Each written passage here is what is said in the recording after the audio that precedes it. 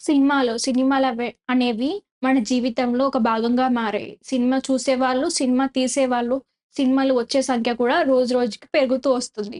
అయితే ఈ మధ్య కాలంలో ఒకప్పుడైతే సంక్రాంతికో, దసరాకో ఒకటో, 2 సినిమాలొచ్చేవి. ఈ మధ్య కాలంలో అలా లేదు. నెలకోసారి లేకపోతే వారానికోసారి కొత్త కొత్త సినిమాలు వస్తున్నాయి. సినిమాలు చాలా బాగా ప్రజలని అలరిస్తున్నాయి. అయితే అలరించడంతో పాటు వాటి ఎక్కువ ప్రభావం ప్రజల మీద కూడా ఉంటుంది. ముఖ్యంగా అయితే యువత పైనే ఎక్కువగా ఉంటుంది. ఎందుకంటే సినిమాలను వారే ఎక్కువగా చూస్తూ ఉంటారు. Hello! Welcome to square talks. నేను హర్షిత. ఈరోజు మనతో పాటు స్టూడియోలో సీనియర్ సైకాలజిస్ట్ హరిరావు గారు ఉన్నారు. వారితో సినిమాల గురించి, వాటి ప్రభావం నేటి యువత పిల్లల మీద ఎలా ఉంటుందో చర్చిద్దాం. నమస్తే సార్. నమస్తే అమ్మ. అయితే సినిమాలైతే ఒకప్పటి కంటే ఇప్పుడు చాలా ఎక్కువగా తీస్తున్నారు. ప్రజలు కూడా ఎక్కువగా చూస్తున్నారు. ఆహ్, పిల్లల మీద లేకపోతే యుక్త వయసులో ఉన్న పిల్లల మీద ఎలాంటి ప్రభావం చూపిస్తోంది? వాళ్ళని ఎంటర్‌టైన్ చేస్తుంది అది ఒక విషయం. వాటిని సినిమాల్లో చూసి ఎక్కువగా ఇమిటేట్ చేస్తుంటారు చాలామంది. ఈ మధ్య చూస్తే ఒక సినిమాలో చూసి స్మగ్లింగ్ చేయటం, పోలీసులకు దొరికిపోవడం. ఎందుకు చేశారంటే, సినిమాలో చూసి చేశాం అని చెప్పుకుంటూ వచ్చారు. ఇలా చూస్తే ఇంకొకరు సినిమాల్లో చూసి ప్రేమ వివాహాలు లేకపోతే ప్రేమలు అని ఎక్కువగా చేస్తుంటారు. లేకపోతే రౌడీగా, హీరోయిజంగా బిహేవ్ చేయడం కాలేజ్‌లలో ఇలాంటివి చూస్తూ ఉంటాం. అయితే ఇలాంటి ప్రభావం ఎందుకుంటుంది సినిమాలో? వేరే వాటి ఎక్కువగా చూడటం వలన? లేకపోతే అదే నిజమని నమ్మడమా? హ్మ్. అంటే ప్రజల మీద సినిమాల ప్రభావం ఉంటుందా? ఉండదా? ఇది చాలామంది రకరకాలుగా డిబేట్ చేస్తూ ఉంటారు. మంచి సినిమాలు తీయాలని కొంతమంది, కొంతమంది సినిమాల ప్రభావం ప్రజల మీద ఏమి ఉండదు. అలా ఉంటే ఒకవేళ 'ఆర్ నారాయణమూర్తి' సినిమాలు చూసి అందరూ మంచిగా మారిపోవచ్చు గదా! ఆయనన్ని విప్లవానికి సంబంధించి తిరుగుబాటు, విప్లవానికి సంబంధించింది తీస్తూ ఉంటారు. ఆ సినిమాలు చూసి మంచిగా మారట్లేదు కదా!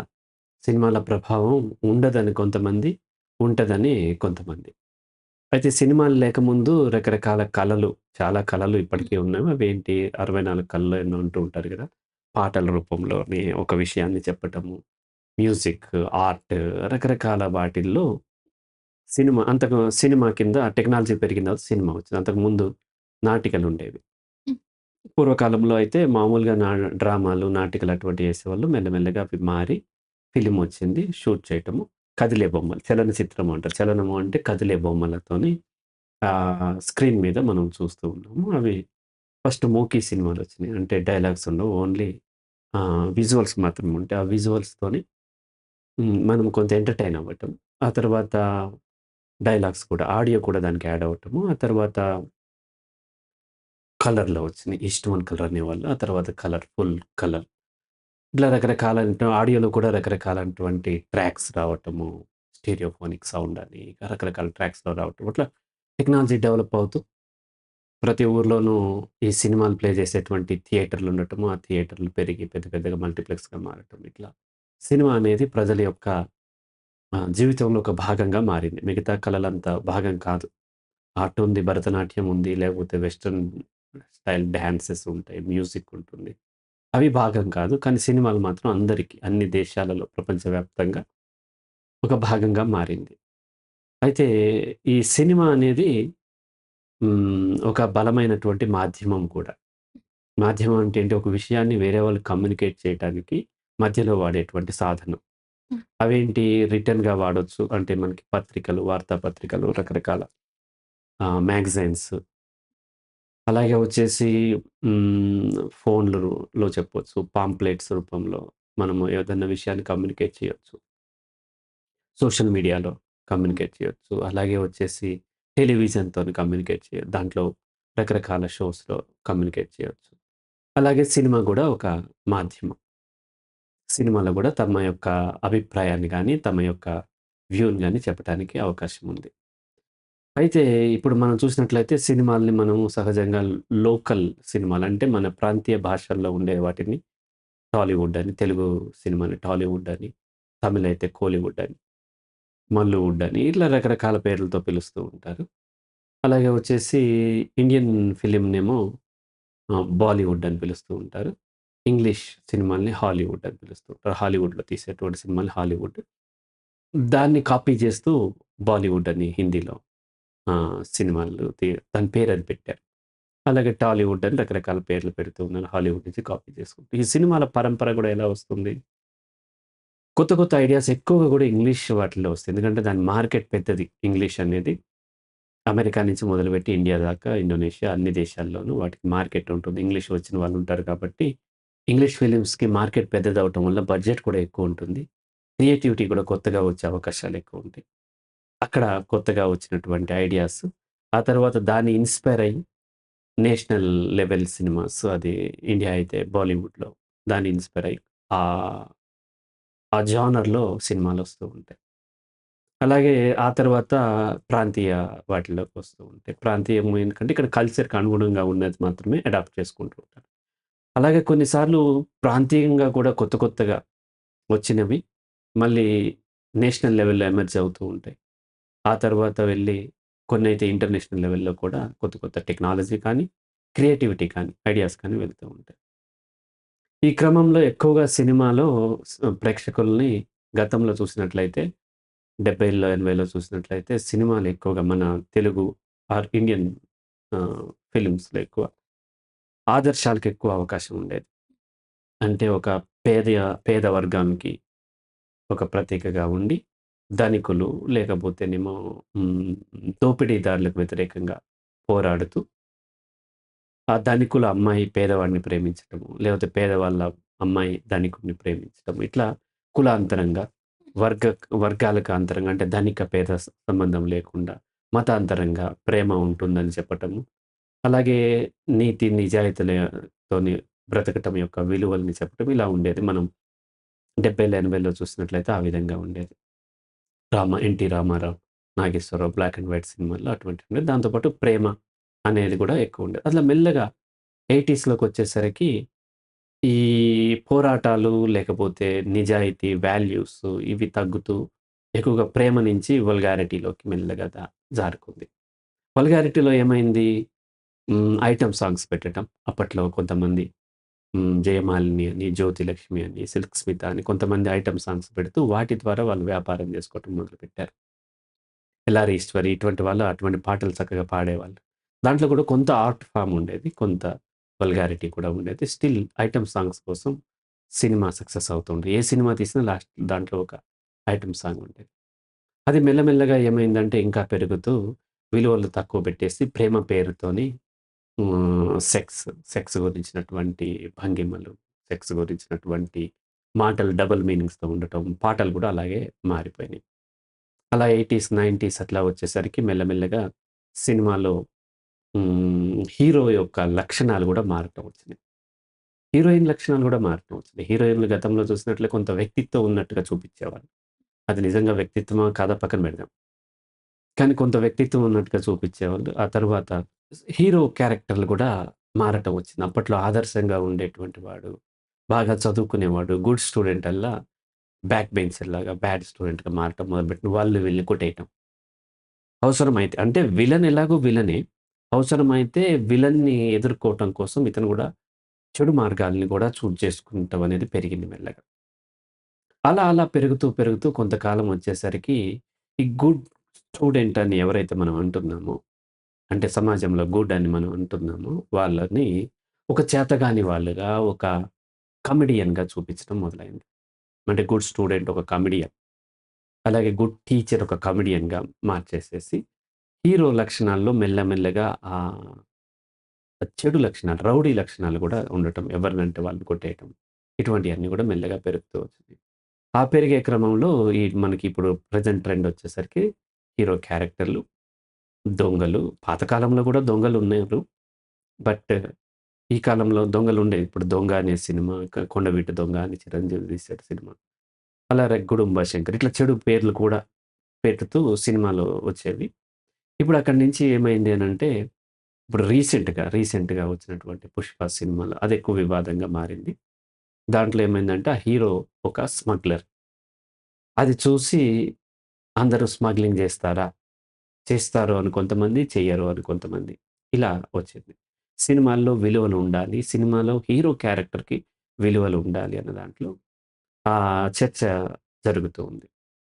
రైటమ్మా? సో, ఈ చర్చలో సినిమాల ప్రభావం మనుషుల మీద ప్రజల మీద ఉంటుందా? ఉండదు కదా! ఆ నలుగురు సినిమా చూసి అందరూ మంచిగా మారిపోలేదు కదా! ఆర్ నారాయణమూర్తి గారి సినిమాలు చూసి అందరూ అలా మారలేదు కదా! అని ఒక వర్గం వాళ్ళు ప్రశ్నిస్తూ ఉంటారు. కానీ సినిమాలు చూసి రకరకాల ఫైట్స్ ట్రై చేయటము, లవ్ విషయంలో ట్రై చేయటము, లేకపోతే అలా హీరోలాగా ఇమిటేట్ చేసి చెడు సంఘటనలు చేయటము, స్మగ్లింగ్ చేయటము, లేకపోతే ఇతరులను కొట్టటము ఇటువంటివి కూడా జరుగుతూ ఉన్నాయి. మరి ఉంటే మరి అవి కూడా ఉండాలి కదా! ఇవి కూడా అన్నీ ఉండాలి. ఈ చర్చ ఏదైతే ఉందో ఉంటే పాజిటివ్ కూడా ఉండాలి కదా! అనేటువంటి ఒక చర్చ జరుగుతూ ఉంది. అయితే సినిమాలే కాదు. ఏ ఆర్ట్ ఫార్మ్ అయినా మనుషుల మీద ప్రభావం ఉంటుంది. ఏ ఆర్ట్ ఫార్మ్ అయినా ఉంటుంది. కవితలైనా ఉంటుంది. లేకపోతే మ్యూజిక్ ప్రభావం ఉంటుంది. లేకపోతే కథలు, నవలలు ఆహ్, ప్రతి ఆర్ట్ ఫార్మ్ యొక్క ప్రభావం ప్రజల మీద ఉంటుంది. అయితే మరి మంచి సినిమాలు చూసి మంచిగా మారట్లేదు గదా! అంటే ఇక్కడ మనం అర్థం చేసుకోవాల్సిందేంటంటే ప్రజల మీద మంచి కంటే చెడు ప్రభావం ఎక్కువుంటుంది. రైట్? ఒక 10 మంచి సినిమాలొచ్చినంత మాత్రాన 10 మందిలో ఒక్కరన్నా మంచిగా మారతారో లేదో చెప్పలేం గానీ 10 చెడు సినిమాలొస్తే మాత్రం డెఫినిట్‌గా చెడు ప్రభావం మనుషుల మీద ఉంటుంది. చెడుగా మారే అవకాశాలెక్కువుంటాయి. ఒక ఆదర్శవంతమైనటువంటి సినిమా తీసుకొని ఒక మంచి హీరో చేసినంత మాత్రాన ప్రజలు దాన్ని ఆదర్శంగా తీసుకోకపోవచ్చు. జస్ట్ ఎంటర్‌టైన్‌మెంట్‌గా చూసి వదిలేయొచ్చు. కానీ ఒక చెడు చేసేటువంటి ఏదైతే హీరో క్యారెక్టర్ చెడు ఉన్నట్లయితే తొందరగా ప్రజల మీద ప్రభావం ఉంటుంది. దట్ టూ యువత మీద ఎక్కువగా ఉంటుంది. టీనేజర్స్ మీద అండ్ ఎర్లీ 20స్ మీద ఉన్న వాళ్ళ మీద ఎక్కువగా ఉంటుంది. ఆ తర్వాత నుంచి కొంచెం తగ్గుతూ ఉంటుంది. కాబట్టి డెఫినిట్‌గా సినిమాల ప్రభావం ఆహ్, ప్రజల మీద ఉంటుంది. ఆ సినిమా క్యారెక్టర్‌లు హీరో క్యారెక్టర్ పర్టిక్యులర్‌గా ఏసే విషయంలో కొంత శ్రద్ధ తీసుకోవాల్సినటువంటి అవసరం ఉంది. సామాజిక బాధ్యత ఉన్నటువంటి దర్శకులు ఎవరైతే ఉన్నారో, ఇటువంటి క్యారెక్టర్‌లని మనము మినిమైజ్ చేసి, లేదంటే ఒకవేళ ఏ కాంటెక్స్ట్‌లో అతను అలా బిహేవ్ చేయాల్సొచ్చింది. అల్టిమేట్‌గా మనకు ఆహ్, సమాజానికి ఏది అవసరం అనేది చివరిలోనైనా కొంత చివరిలో చూపించినంత మాత్రాన దాని ప్రభావం ఉండదు. లాస్ట్‌లో మనం నీతి జెప్పిన గతంలో 70, 80స్‌లో సినిమా అంతా కొంత 80స్‌లో పర్టిక్యులర్‌లీ 80, 90స్‌లో వల్గారిటీ ఉండి లాస్ట్‌లో నీతి చెప్పడం ఉండేది. కానీ లాస్ట్‌లో చెప్పే నీతి ఎవరికీ ఎక్కదు. ఆ సినిమా మొత్తం 2:30 గంటలు చూపించేటువంటి వల్గారిటీ, వయలెన్స్ ఇవే ఎక్కువగా ఎక్కుతాయి. కనీసం ఇప్పుడు అది గూడా లేదు. అది గూడా లేకుండా ఏమవుతుందంటే, ఆ వల్గారిటీ, వయలెన్స్ కంటిన్యూ చేస్తూ చివరి దాకా ఉండి, చివరికి అదే ముగింపిస్తూ ఉన్నారు. అయితే ఈ 'పుష్ప' సినిమాలో అతను పేద వర్గం నుంచి వస్తాడు. వచ్చి ధనికుల్ని ఒక స్మగ్లింగ్ మాఫియాని తను ఎదుర్కొని, తను ఒక స్మగ్లింగ్ మాఫియా డాన్‌గా మారుతారు. అయితే ఇక్కడ బాధించే విషయం ఏంటంటే, స్మగ్లింగ్‌ని అరికట్టేటువంటి పోలీసుల్ని కూడా వాళ్ళని గూడా చెడు చెడు అన్నట్టుగా మనిషి అంటే ప్రేక్షకులు చూస్తూ ఉంటారు. అంటే ప్రేక్షకులు ఎప్పుడు గూడా ఎమోషనల్లీ హీరోతో కనెక్ట్ అవుతారు. హ్మ్. హీరోతో కనెక్ట్ అవ్వటం వల్ల హీరోని ఎదిరించే హీరోకి అంటే హీరోని ఆపేటువంటి శక్తులు ఏవైతే ఉన్నాయో, వాటిని విలన్ల కింద చూస్తారు. అవి మాఫియా లీడర్స్ అదే స్మగ్లింగ్ మాఫియాని విలన్‌గా చూస్తారు. పోలీసులను గూడా వాళ్ళు విలన్‌గానే చూడటము జరుగుతుంది కాబట్టి కొంత రాంగ్ మెసేజ్ సమాజంలోకి వెళ్తుంది. దాని ప్రభావం ఉంటదా అంటే ఖచ్చితంగా ఉంటుంది. ఇది సామాజికమైన విషయము. ఆ దర్శకులనో లేకపోతే ఆ యాక్ట్ చేసిన వాళ్ళనో, ప్రొడ్యూసర్స్‌ని మాత్రమే మనం పాయింట్ చేయలేము. దీనిపైన క్లియర్ గైడ్‌లైన్స్ అనేవి రావాల్సిన అవసరం ఉంది. అలా వచ్చినట్లయితే ప్రజల మీద ప్రభావం ఎలా ఉంటదన్న దాన్ని కూడా మనము కన్సిడర్ చేయొచ్చు. ఇప్పటిదాకా ఏంటి చూపించేటువంటి విజువల్స్‌లోనో లేకపోతే వాడేటువంటి డైలాగ్స్‌లో వల్గారిటీ ఉందా?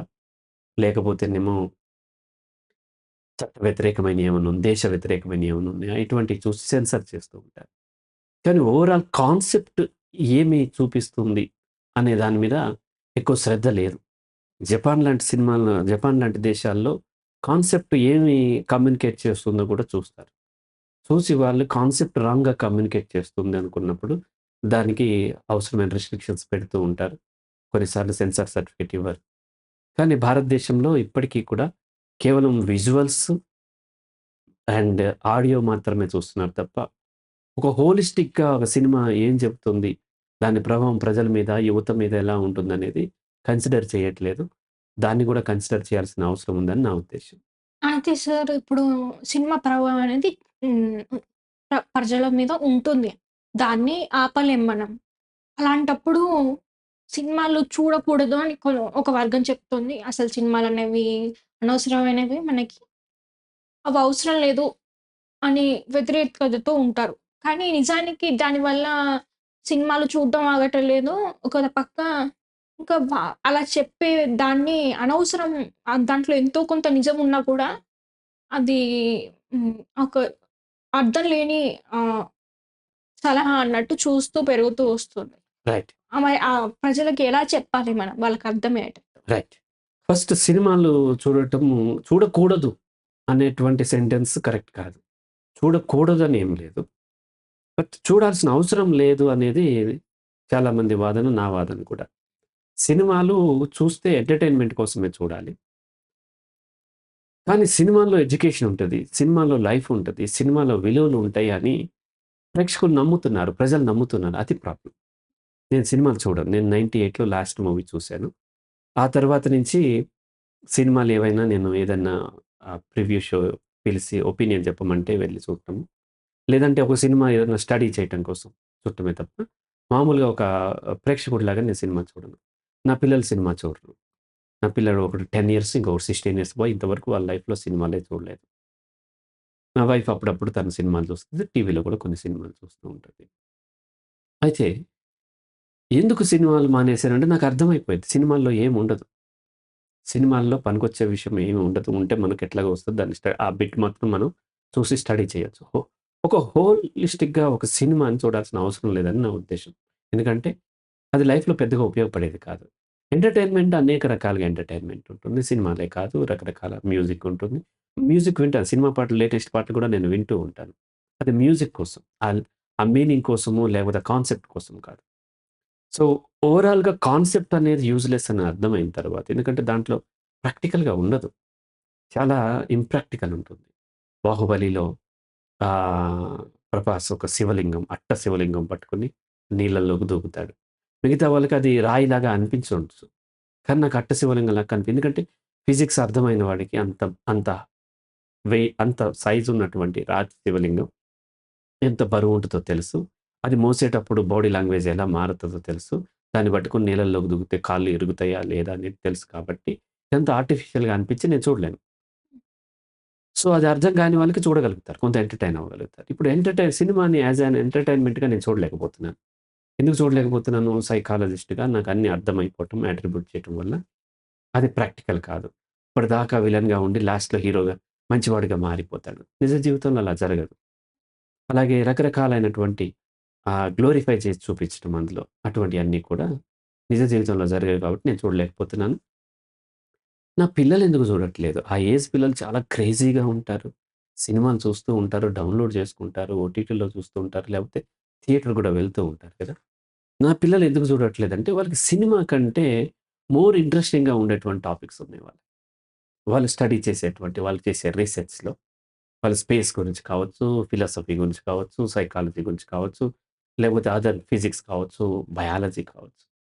ఆ స్టడీ చేసేవి వాళ్ళకి సినిమా కంటే మోర్ ఇంట్రెస్టింగ్‌గా ఉండేసరికి, హై లెవెల్ లాజిక్ వాళ్ళు డెవలప్ చేసుకునేసరికి సినిమాలు చాలా బోరింగ్‌గా ఉంటాయి.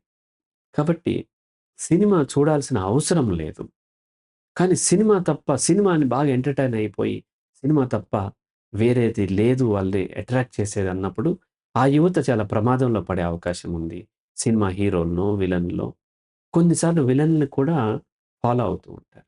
హ్మ్. కాబట్టి ముఖ్యంగా హీరోలని ఎక్కువ ఫాలో అవుతుంటారు. అట్లా ఫాలో అయినప్పుడు వాళ్ళు రిస్క్ తీసుకొని ఎక్స్‌పెరిమెంట్‌లు చేసేటప్పుడు వాళ్ళ జీవితాలు ట్రబుల్‌లో పడి, ఒక్కొక్కసారి నేరాలకు పాల్పడటము, అండ్ ఒక్కొక్కసారి వాళ్ళు జైలు పాలవ్వటము, లేదంటే గాయాలు పాలవ్వటం ఇట్లాంటివి జరుగుతాయి. సినిమాలే కాదు ఈవెన్ టీవీలో కూడా చాలా కాలం క్రితం 'శక్తిమాన్' అనేటువంటి ఒక సీరియల్ వచ్చి అందులో చూసి దూకేయటం పిల్లలు ఇటువంటివి కూడా జరిగినాయి. కాబట్టి సినిమా అండ్ మీడియా ప్రభావం డెఫినిట్‌గా మనిషి మీద ఉంటుంది. ఇలా అట్రాక్టివ్‌గా రిస్క్ చేసేవి చాలా ప్రభావం ఉంటుంది. సినిమా అంతా అబద్ధం. కానీ నిజ జీవితంలో ఆ పిల్లలకి అబద్ధం అని తెలియక వాళ్ళు ట్రై చేసే అవకాశం ఉంటుంది. కాబట్టి సినిమాలు చూడకుండా ఉండలేనంత హీనమైన స్థితికి పిల్లల్ని వెళ్ళకుండా పేరెంట్స్ చూసుకోవాలి. సమాజం చూడాలి. అవసరమైతే సినిమా చూస్తాము. అవసరమైనప్పుడు చూస్తాము తప్ప, అదే నిజము. అది లేకపోతే నేను చాలా ఇన్ఫీరియర్ అని ఫీల్ అవ్వటం అనేది కరెక్ట్ కాదు. అయితే ఈ మధ్య కాలంలో కొంతమందయితే సినిమా చూడకూడదు అని ముందుగా అయితే అనుకుంటారు. కానీ వాళ్ళ చుట్టుపక్కలున్న "అయ్యో! నువ్వు సినిమా చూడట్లేదా?" అని ఏదో వింత మనిషిని చూసినట్టు మాట్లాడుతూ ఉంటారు. అయ్యో! వాళ్ళ కొంతమంది తర్వాత ఇన్‌ఫ్లూయెన్స్ అవుతూ ఉంటారు. లేకపోతే మధ్యలో ఉంటారు. చూడాలా? చూడకూడదా? అని డౌట్‌లో ఉంటారు. వారికి మీరేం చెప్తారు? అయితే సినిమా చూడాలా? చూడొద్దా? కంటే కూడా ఎప్పుడు చూడాలనేది కూడా పెద్ద ఇంపార్టెంట్ టాస్క్ అయింది. ఎందుకంటే సినిమా యొక్క న్యూస్ అప్‌డేట్ అవ్వటాన్ని ఒక క్రేజీగా చూస్తున్నారు. హ్మ్. ఒక మోడర్న్ లాగా చూస్తున్నారు. అంటే ఎవరికైనా సినిమా గురించి నాలెడ్జ్ లేకపోతే అతను ఒక పాత కాలపు మనిషిలాగా చూస్తున్నాడు. కాబట్టి సినిమా గురించి ఎంత తొందరగా అప్‌డేట్ అయితే ఆ కాంపిటీషన్‌లో విన్ అయినట్టుగా యువత భావిస్తూ ఉంది. సో, ఈ సినిమా న్యూస్ అప్‌డేట్‌లో ఉంటే తను చాలా గొప్ప అని ఫీల్ అవుతూ ఉంటారు. పిల్లలు, యువత ఫీల్ అవుతూ ఉన్నారు. అక్కడ సమస్య వచ్చింది. మిగతా అనేక రకాలైనటువంటి టెక్నాలజీ గురించో, లేకపోతేనేమో కాన్సెప్ట్స్ గురించో, ఫిలాసఫీ గురించో, లేకపోతే వరల్డ్‌లో జరిగేటువంటి అనేక విషయాలు పాలిటిక్స్, జియో పాలిటిక్స్ గురించో, లేకపోతే వాటి అప్‌డేట్స్ కంటే కూడా సినిమా అప్‌డేట్స్ ఉండటం అనేది చాలా గ్రేట్‌గా ఫీల్ అవుతూ ఉన్నారు. ఈ సినిమా నువ్వు ఇంకా చూడలేదా? ఈ పాట ఇంకా నీకు తెలియదా? అనేటువంటి ఆహ్, అనేటువంటి చర్చలు గూడా జరుగుతూ ఉంటాయి. రైట్? ఆ క్రమంలో తనెక్కడ ఇన్ఫీరియర్ అయిపోతానో అని జెప్పి యువత ఏంటంటే, ప్రతి సినిమాని మొదటి రోజే, మొదటి షోనే చూడాలి. వీలైనంత తొందరగా ఆ సినిమాని చూసేయాలనేటువంటి ఒక యాటిట్యూడ్ యువతలో డెవలప్ అయింది. అది సినిమా వాళ్ళు గూడా డెవలప్ చేస్తూ ఉంటారు. మీడియా ద్వారా రకరకాల ఇంటర్వ్యూలు ఇస్తూ, సినిమాని ఎంతో గ్లోరిఫై చేస్తూ, సినిమా గురించినటువంటి అంశాలను గ్లోరిఫై చేస్తూ, ఇంటర్వ్యూలు ఇస్తూ, వాళ్ళు యువతలో ఏంటి అనంటే, సినిమా తొందరగా చూసేసి దాని గురించి అప్‌డేట్ అయ్యుండాలి అనే విషయాన్ని ఒక క్రేజీగా యువతలో డెవలప్ చేస్తూ ఉంటారు. రైట్? అయితే ఈ ఇదెందుకు అనంటే, ఇప్పుడు గతంలో లాగా కాకుండా ఇప్పుడు కొత్త టెక్నాలజీ టీవీలొచ్చినియి. టీవీల్లో ఓటీటీలొచ్చినియి. అలాగే ఆహ్, పైరసీ నడుస్తూ ఉంటది. ఇటువంటి క్రమంలో సినిమాల్లో పెట్టినటువంటి పెట్టుబడులు రాకుండా ఒక్కొక్కసారి ఇబ్బంది, లాస్ అయ్యే అవకాశం ఉంటది కాబట్టి, సినిమాని ఎక్కువ కాలం ఆడిచ్చాలి అనేటువంటి వేలో కాకుండా, తొందరగా డబ్బులు వెనక్కి తెచ్చుకోవాలని ప్రొడ్యూసర్స్, ఫిల్మ్ మేకర్స్ భావిస్తూ ఉన్నారు. గతంలో అయితే 100 రోజులు, 200 రోజులు, 300 రోజులు అట్లా ఆడించుకొని డబ్బులు సంపాదించుకునేవాళ్ళు. ఇప్పుడు అట్లా కాకుండా ఒక నెల రోజుల్లో అది ఎక్కడో బయట లీక్ అయిపోతది కాబట్టి వాళ్ళేం చేస్తున్నారంటే వీలైనంత తొందరగా దాన్ని క్యాష్ చేసుకోవాలనే క్రమంలో ఎక్కువ థియేటర్‌లో ఒకేసారి రిలీజ్ చేయటం. కొన్ని వందల, వేల థియేటర్‌లో రిలీజ్ చేస్తున్నారు. అండ్ తొందరగా ఆ డబ్బులు వెనక్కి తెచ్చుకోవాలనే క్రమంలో బాగా యువతలో ప్రతి సినిమా కూడా క్రేజీనెస్‌ని క్రియేట్ చేస్తూ ఉంటారు. తెలుగు సినిమాల్లో చూసినట్లే మొదటిది 'బాహుబలి'తో స్టార్ట్ అయింది. 'బాహుబలి' స్టార్ట్ అయినప్పుడు విపరీతమైన క్రేజీనెస్ క్రియేట్ చేసి తొందరగా రిటర్న్స్ తెచ్చుకున్నారు. తర్వాత అలా అలా పెరుగుతూ ఇప్పుడు 'పుష్ప 2' సినిమా దాకా వచ్చింది.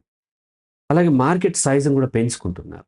ఒకే భాషలో 100 రోజులు ఆడే కంటే ఎక్కువ భాషల్లో 20 రోజులు ఆడినా సరే ఎక్కువ ఇన్‌కమ్ వస్తుంది.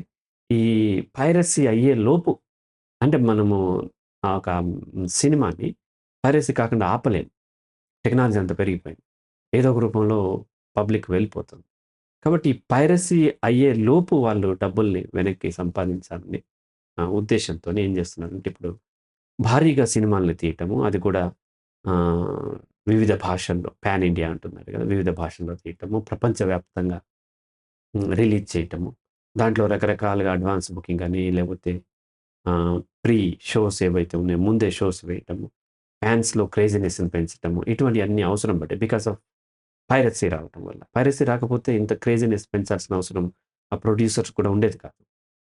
సో, ఎప్పుడైతే పైరసీ వచ్చిందో, పైరసీ అయిపోతే సినిమా లాస్ అవుతది కాబట్టి ఏం చేశారంటే, ఒక సినిమా మామూలుగా ట్రెడిషనల్ వేలో సినిమా తీసి థియేటర్‌లో రిలీజ్ చేయటం కాకుండా, ఆ సినిమా తీసేటప్పుడే రకరకాలుగా వాళ్ళు లాభాల్ని ఆర్జించటము. మ్యూజిక్ నమ్ముకోవటము, లేకపోతే ఓటీటీ నమ్ముకోవటం, యూట్యూబ్ రైట్స్ నమ్ముకోవటము. ఇలా రకరకాలుగా వాళ్ళు అలాగే వివిధ భాషల్లో అమ్ముకోవటం చేసి, వాళ్ళు తక్కువ టైంలో ఎక్కువ డబ్బు సంపాదించాలని చేయటంలో, ఈ ప్రజల్లో ఎక్కువ క్రేజీనెస్ పెంచడం వల్ల మొదటి రోజుల్లో జరిగేటువంటి విపరీతమైనటువంటి రష్‌లో చాలామంది ప్రాణాలు కోల్పోతూ ఉన్నారు. నిన్న గూడా ఒక అమ్మాయి ఈ ఆర్టీసీ క్రాస్ రోడ్ దగ్గర సంధ్య థియేటర్ దగ్గర తొక్కిసలాటలో చనిపోయింది. 39 ఇయర్స్ అమ్మాయి. అలాగే వాళ్ళ పిల్లల్ని తీసుకెళ్ళింది. ఆ పిల్లలకు కూడా సీరియస్‌గా ఉందన్నారు. చిన్న పిల్లల్ని తీసుకొని ఆ అర్ధరాత్రి పూట ఇంకా సినిమా రిలీజ్ కాలేదు. ప్రీ షోస్ ఏవైతే ఉంటాయో వాటికనమాట. ఫ్యాన్స్ కోసం వేసేవేవో ఉంటాయి వాటి కోసం. ఆ తొక్కిసలాటలో ప్రాణాలు పోతూ ఉన్నాయి. ఇది అంత ఆహ్వానించదగినటువంటి పరిణామం కాదు.